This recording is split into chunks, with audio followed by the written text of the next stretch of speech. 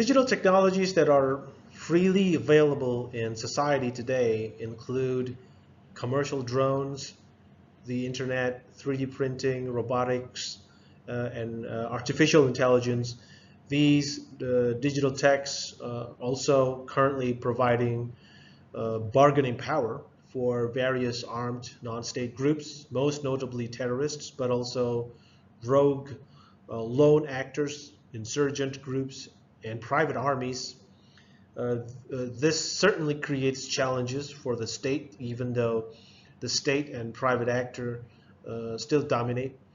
Efforts by non-state groups to increase their control over digital technology are pretty much unstoppable because states, including democratic states, do not provide examples of the use of digital technology that adheres to democratic corridors.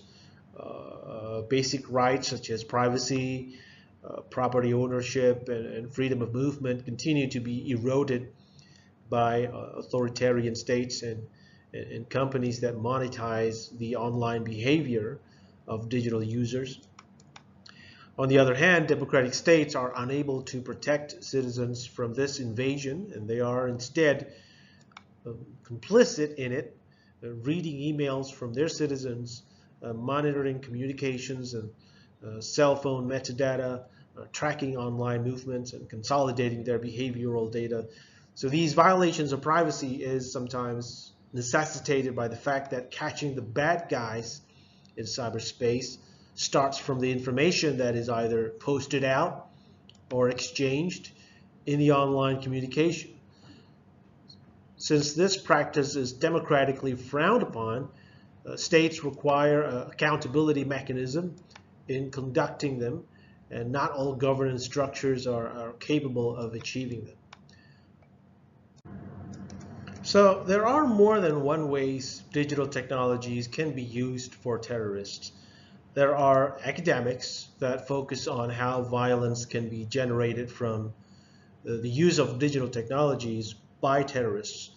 Up to now, the use of digital technologies have led to violence when they are directly applied in defense equipments, deployed in battle by regular soldiers of states, or when it is intentionally meant to disrupt digital systems. The latter has not yet materialized in the world of terrorism.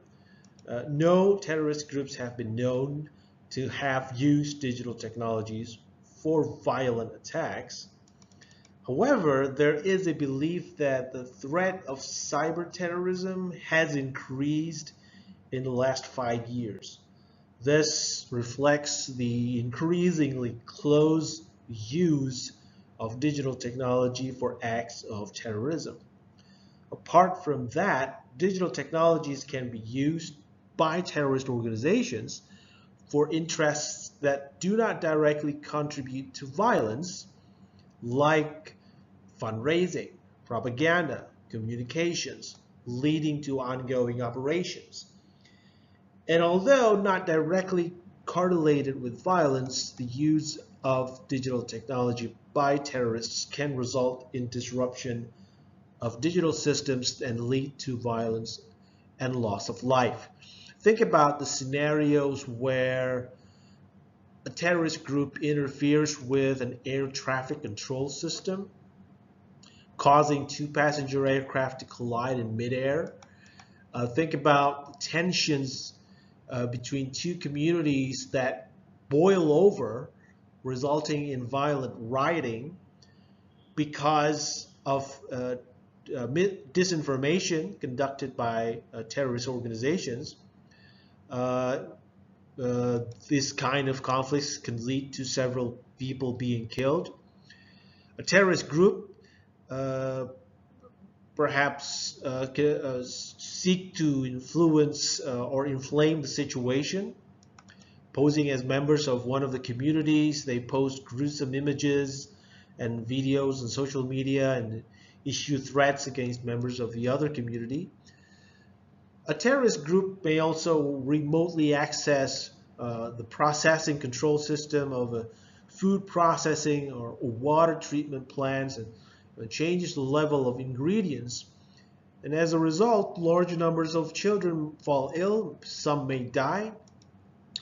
Terrorist groups hacks into the computer system of the nation's stock exchange. This is another scenario. And then sending the national economy into chaos and causing significant economic damage. Now, these scenarios have not taken place, and it will be interesting to discuss why terrorist organizations worldwide have not taken such approach, which we will discuss in the next session of this course. However, the main reason why digital technologies have not been used for violent purposes by terrorist organizations is because they have found that the best purpose that digital technology can serve is mobilization instead of violence. Right, so in this slide, we are also looking at polling by McDonald, Jervis, and Lavis in 2022, where they asked respondents, has the cyber terrorism threat level changed in the last 5 years? And it's interesting to see that the cyber terrorism threat level has been perceived to have increased in the last 5 years, even though cyber attacks conducted by terrorist organizations have not been recorded explicitly in the last 5 years. And what does that mean? It means that the existing offensive cyber operations that have taken place in the past 5 years may or may not have been involving terrorist organizations. We know that terrorist cyber attacks that have been taking place within the last 5 years have either been conducted by non-state actors, hacker groups, but also with possible backing of the states. And that means that we don't have a clear picture of attribution of cyber attacks, and people in general are looking at any actors in cyberspace that could be conducting offensive cyber operations as possible terrorists or terrorist organizations. Digital technologies have been chosen due to their ability to facilitate mobilization. Mobilization has 3 dimensions. Social mobilization leads people to support a cause, making them feel connected with a group, story, or belief system, often so much so that it becomes part of their identity. Physical mobilization drives people to act, organizing them and teaching them how to do so, either singly or in groups. And social and physical mobilizations are dependent upon psychological manipulation of public perceptions. In examining how non-state actors are using new technologies for mobilization, we look at both sustaining and disruptive technologies.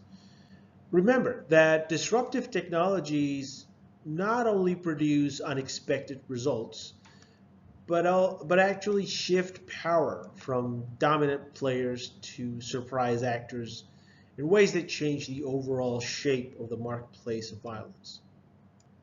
So this is what digital technologies provide for the terrorists. They enable them to mobilize their constituencies,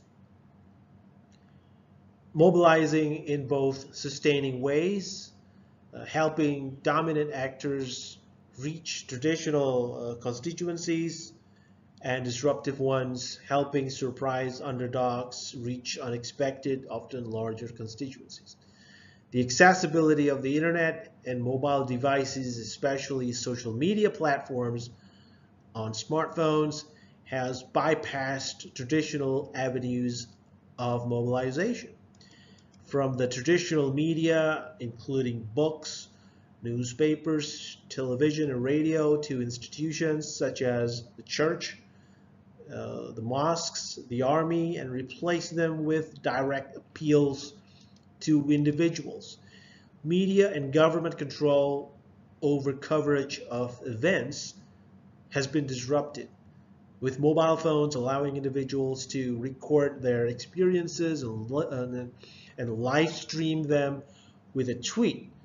Social media has become a wild west with creative new practices for reaching masses of people, manipulating and deceiving them, ranging from those fully conducted by humans to the fully automated, often further disseminated by human beings. So, technology.